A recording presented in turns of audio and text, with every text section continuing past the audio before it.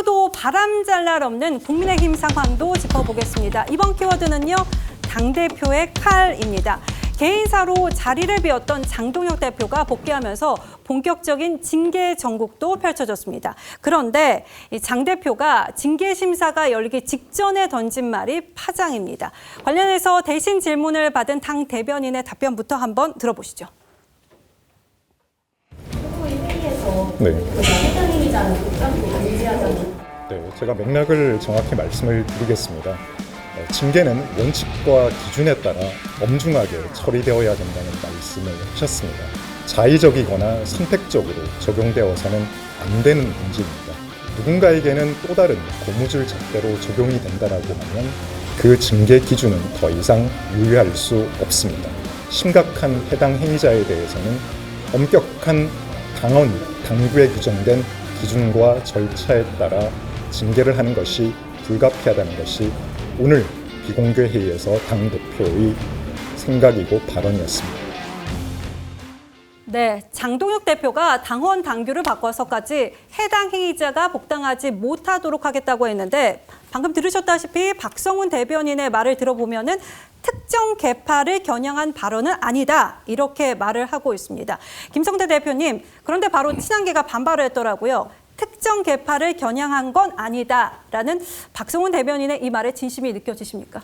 그러니까 이제 어제 최고위 결과 이후에 나온 내용인데 장동혁 대표의 복당을 앞으로 원천적으로 영구적으로 이 당에서 출당 조치된 부분에 대해서는 절대 받아들이지 않는다는 그런 강력한 의지를 표명했어요. 그렇지만은 이제 그 내용은 이제 최고위에서 비공개에서 논의될 당시에 6.3 지방선거를 끝나고 나면은 이제 기초단체, 강력단체 이런 의회별로 이제 원을 구성하는데 그러면 당연히 국민의힘 기초위원회나 강력위원 같은 경우는 우리 후보의 당선을 위해서 이렇게 최선을 다해줘야 됨에도 불구하고 자신들의 정치적 이익을 도모하기 위해서 민주당 당사자들과 이렇게 흔히 말하는 참 뭐라 그래야 되나 결탁을 한다 그래 봐야 되겠죠. 그런 부분에 대해서는 분명히 이거는 당의 그러니까 도덕성 이런 부분에 대해서 분명히 이런 기강을 잡을 부분이죠. 그런 부분에 대해서 그런 사람들은 앞으로 일부를 벽개하겠다는 그런 의지인데 당연히 그렇게 하다 보면은 지난 6.3 선거 이전에 무소속 한동훈 후보를 도운 그런 현역위원들에 대해서도 이거는 일벌백계할 수밖에 없다는 그 논리로 기결될 수가 있는 거예요. 네. 그렇기 때문에 이제 친한동훈계 의원들이 강력 이제 반발하고 있는 문제지만은 이거에 지금 이제 이게 사실상 공당의 윤리위원회라 이런 부분은 저렇게 윤리 활동이 이렇게 공론화되고 또 공개적으로 거의 이루어지다시피 하는 사항은 그건 그래도 50년 넘게 집권을 경험한 그런 정치 집단으로서는 국민들에게 결코 좋은 모습을 비칠 리는 없죠. 그렇기 때문에 어떤 경우든 이게 징계 정치는 정당에서 공당에서 별로 바람직하지 않아요. 그렇기 때문에 저 문제를 가지고 그런 특정 또 지지층 그런 팬클럽 커뮤니티에서 저렇게 징계를 제소 요구했다고 해서 당연히 그걸 다 받아서 수용할 수도 없는 문제예요. 그렇기 때문에 저 논란을 너무 크게 그리고 계속 확산시켜 나간다면은 지금 이제 그렇게 거대 입법 권력 민주당과 또 절대 권력 이재명 정부를 견제하는 그 쉽게 말하면 결속력이나 또 국민적 어떤 집중성이 허물어져 버립니다. 그러는 사이에 그냥 민주당 하고 싶은 대로 다 하고 그냥 이재명 대통령도 그냥 하고 싶은 대로 다 하는 거예요. 그런 측면에서 제1야당 본분의 책임, 임무 이런 거에 대해서 더 깊게 고민하는 그런 당이 돼야 된다고 봅니다. 저는 지금 이 상황에서 장동혁 대표의 징계 원칙은 뭘까? 이게 참 궁금해지는데 김효은 대변인이 그 장동혁 대표의 의중을 좀 아실 것 같아요. 장 대표가 징계에 대해서 어떤 원칙을 갖고 있는 겁니까? 대표 한 사람의 이 징계 원칙이라는 것은 사실 적용되기도 어렵고 현실성도 없다고 맞습니다. 생각이 됩니다. 이것은 어디까지나 당원 당규에 따라서 적용이 되는 것인데 단지 이제 지난 지방선거 동안에 어떤 분란을 일으키지 않기 위해서 갈등을 극대화하지 않기 위해서 이 징계 요청서가 들어온 것들에 대해서 지방선거 끝날 때까지는 이것을 윤리에 회부하지 말자라고 했었습니다. 그러다 보니까 우리가 이 당원 당규를 언제 적용할지 자체도 이것을 고무줄 잣대로 또 운용이 되면 안 되기 때문에 예. 그래서 이제는 이 시기도 절차대로 그냥 진행을 하자라는 그런 이야기가 나와서 윤리위가 열린 것이고요. 이것을 뭐 사당화한다거나 아니면 개인적 감정을 가지고 누군가를 뭐 우린바 처단하기 위해서 당원 당규를 마음대로 해석한다는 것은 대한민국 정당사에 사실 있을 수도 없고 있어서도 안 되는 일이기 때문에 지금 현재 어떠한 일로 어떠한 징계가 열릴 것이다, 뭐 결정이 될 것이다는 얘기가 나온 게 없어서 우리가 섣부르게 어떤 갈등을 조장할 수 있는 그런 언행들은 좀 삼가는 게 좋겠다라고 당내에서는 이야기들을 하고 있습니다. 네, 원론적 답변을 주셨는데, 자, 징계 문제로 당내 분위기가 뒤숭숭할 수밖에 없는 건 국민의힘 자산인 서울시장을 포함해서 현역 의원도 다수가 지금 징계에 포함이 됐기 때문입니다. 그런데 징계 요청서에 적힌 그들의 징계 사유를 보면 오세훈 시장 같은 경우에는 당대표를 공개 비판했다는 이유, 또 육선 의원인 조경태 의원은 민주당에게 박덕흠 부의장 후보를 낙선시켜달라고 했다는 이유, 또 그 외 잘 아시는 한동훈 의원의 그 선거 지원 등이 징계 요청 사유인데요. 그 현역 의원뿐 아니라 원외 인사들에도 지금 징계 대상자에 오르고 있습니다. 그중 한 사람이 바로 박상수 전 대변인이 이 징계의 기준이 한마디로 엉망이라는 취지로 이런 말을 또 하기도 했었습니다. 저는 이제 무슨 죄가 있냐면 이제 한동훈 대표랑 유세차에서 옥수수 먹은 죄가 있어요. 그러니까 이제 배현진, 박정훈 두 분은 이제 치킨 먹은 죄가 있고 저는 이제 옥수수를 먹은 죄가 있는데 우리 정광재 대변인은 쉐이크를 같이 먹었고. 자, 박원석 의원님 지금 들으셨다시피 너는 치킨을 먹은 죄, 나는 옥수수를 먹은 죄 이렇게 평가가 되고 있거든요. 징계 상황을 두고 굉장히 조론과 비아냥 이런 게 나타나고 있는 게 지금 국민의힘의 현주소 아닌가 싶거든요. 이게 장동혁 대표가 이제 당의 기강을 세우기 위해서 징계를 하겠다 네. 이렇게 밝힌 거 아니겠습니까? 근데 이게 기강을 세우려면 권위가 있어야 되는데 권위가 없어요. 정치적 권위는 다 떨어졌는데 이게 이제 징계의 칼만 휘두르겠다니까 저런 이제 조롱과 비아냥의 대상이 되는 게 아닌가 싶고요. 모든 게 맥락이 있지 않습니까? 정치권에서는.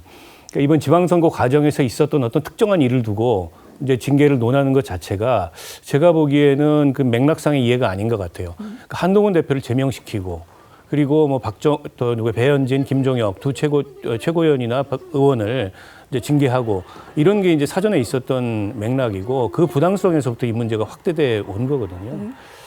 근데 지금 국민의힘 안팎에서는 장동혁 대표가 할 줄 아는 건 징계밖에 없냐. 그러니까 지방선거 이전과 지방선거 이후에 장동혁 대표의 리더십이 달라진 게 하나도 없다. 예. 지방선거 이후에 본인 입원하고 나와가지고 부정선거 음모론에 편성하는 거 하고 저 윤리를 통한 이제 징계를 하겠다는 건데 장동혁 대표의 가장 큰 문제는 윤호개인 당원들과 같은 그런 극단적인 주장을 하는 사람들과 이게 이념적으로 경도됐다 이런 거라기보다 무능인 것 같아요. 그러니까 당대표로서 어떻게 제1야당을 수권 능력을 가진 정당으로 만들 건가, 어떻게 선거에서 이길 건가 이런 컨텐츠나 전략은 전혀 없는데 예. 본인에 대해서 반대하고 비판하는 사람들에 대해서 저런 식의 뭐 징계를 하겠다. 이런 정치만 반복되는 게 아닌가 싶고요.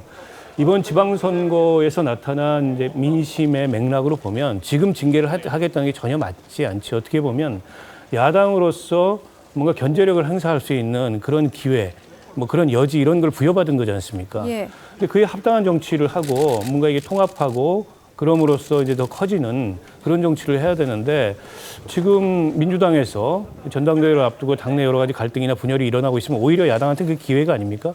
근데 그의 질세라 야당도 저렇게 징계를 통해서 이제 내용에 접어들게 되면 이제 피장파장이 되는 거고 야당으로서의 그런 합리적 견제력이나 이런 거 행사를 못 하는 거죠. 그래서 장동혁 대표가 정치를 정치답게 해야 된다. 이게 무슨 학교에서 학칙 위반하면은 징계 때리고 무슨 교칙 적용하고 이런 문제가 아니잖아요, 정치가. 네, 알겠습니다. 그 지방선거에서 무소속 의원을 도운 게 징계값이라면 지금 이거는 어떻게 봐야 할까요? 한번 보시죠. 김재원 최고위원 역시 지난 지방선거에서 자신의 고향인 의성에서 무소속 후보를 흰 옷을 입고 있는 무소속 후보를 공개 지지한 적이 있습니다. 심지어 저 지역구에서도 국민의힘 단수 공천자가 있었습니다. 그런데 때마침 김재원 최고위원이 어제 이와 관련해서 그 징계에 대해서 자신의 생각을 밝혔는데 징계는 당의 질서를 위해서 최소한으로 해야 된다. 정치적 이해관계에 따라서 징계하는 건 적절하지 않다. 이렇게 말을 했습니다. 김현정 의원님께 조금 여쭤봐야 될 것 같습니다. 지금 무소속 한동훈 후보를 지원한 게 문제가 되고 있는데 저렇게 김재원 최고위원이 손을 번쩍 들고 무소속 후보를 공개 지지에 나섰던 거 이것도 징계에 그럼 같은 잣대로 좀 봐야 되는 거 아닙니까? 그렇죠. 그러니까 징계는 그 공정해야 되고요. 또 예. 객관적 근거가 있어야 되지만 또 공평해야 됩니다. 그래야지 수용성이 있는 거잖아요. 그러니까 국민의힘의 후보가 있는데 무소속 그 후보를 지원한 것은 명백한 해당행위에 해당하죠. 그래서 이 지금 김재원 최고도 징계는 최소한으로 해야 된다 이런 얘기를 한 것 아닌가 이런 생각이 좀 들고 또 좀 더 소급해서 올라가 보면 지난 대선 때 한독수 무소속 후보를 지지한 당시에 친윤 의원들도 상당히 많았거든요. 예. 그 사람들에 대해서 동일한 잣대를 들이대야 됩니다, 사실은. 그렇기 때문에 장동혁 대표가 사실 속의 의중은 본인의 당권 유지를 위해서 친한계 의원들을 지금 징계하려고 하는 의도가 좀 있다고 보여지는데 그거에 대해서 당내에 많은 비판들에 이제 직면할 수밖에 없는 상황이다라고 생각합니다. 그럼에도 불구하고 장동혁 대표는 이제 그 징계를 할 것이라고 생각하는데 사실 뭐 친한계 의원들 중심으로 해서 징계해보려면 해봐라. 뭐 훈장을 받는 거다. 뭐 이런 식으로 얘기하고 있지만 사실 속으로는 속앓이하는 의원들도 꽤 있을 거예요. 예. 왜냐하면 이 징계가 4가지가 있거든요. 제명과 탈당 공고 그리고 당원권 정지 경고거든요. 가장 낮은 수준인 경고를 빼고 나서는 당원권 정지만 당해도 다음은 총선에 출마할 수 없습니다. 예. 그런 무기가 있는 거예요, 장동혁 대표는. 그래서 장동혁 대표는 어차피 지금 사면 초과에 있는 상태이기 때문에 본인이 할 수 있는 그 최대한의 그런 그 무기들을 휘두르려고 할 가능성이 상당히 높고요. 예. 그래서 친한계 의원들을 타겟으로 해서 전략적인 징계 절차를 함으로 인해서 친한계 의원들을 해당 행위자로 규정함으로 인해서 본인이 당권을 계속 유지하려는 의도가 있다. 그것은 이제 본인이 이렇게 했을 때 본인이 당 안에서의 진퇴 문제가 더 이제 부각되고 이런 것들은 변론을 하더라도 장동혁 대표가 현재 사면 초과인 상태에서는 징계는 계속 강하게 추진할 가능성이 상당히 높다고 생각합니다. 네. 친한계 징계 심사가 대대적으로 예고됐던 날 누구보다 심란했을 한동훈 의원의 목소리도 한번 들어봅니다. 친한계 의원님들에 대한 어떤 징계가 예고가 되고 있는데 좀 거기에 대해서 어떻게 보시는지 궁금합니다. 친한계 의원을 대상으로 한다기보다는 반장계 모든 사람을 대상으로 하려는 그런 상황 같습니다. 제가 특별히 언급하지 않겠습니다. 네, 한동훈 의원을 비롯해서 중진들 모두가 지금 징계 정국이 당내 혼란을 불러올 수 있다 이렇게 얘기를 하고 있습니다. 김혜훈 대변인님, 장 대표 같은 경우에는 지금 당내 흐름을 어떻게 판단하고 있습니까? 네, 원칙과 기준에 따라서 하겠다라는 것이고 좀 전에 말씀드린 것처럼 당원 당규인데 네. 사실 이 한동훈 의원이 그 당시 제명됐을 때 우리가 어떤 기준을 갖고 윤리위에서 판단을 한 것이고 그 기준에 따른 것이 다른 어떤 우리가 소위 말하는 그 소장파라든지 아니면 친한계 다른 의원들한테 적용이 된다? 그거는 사안 자체가 다르기 때문에 네. 그것을 같이 싸잡아서 어떤 사람 대 사람 구도로 보는 것은 저는 온당치 않다라고 생각을 합니다.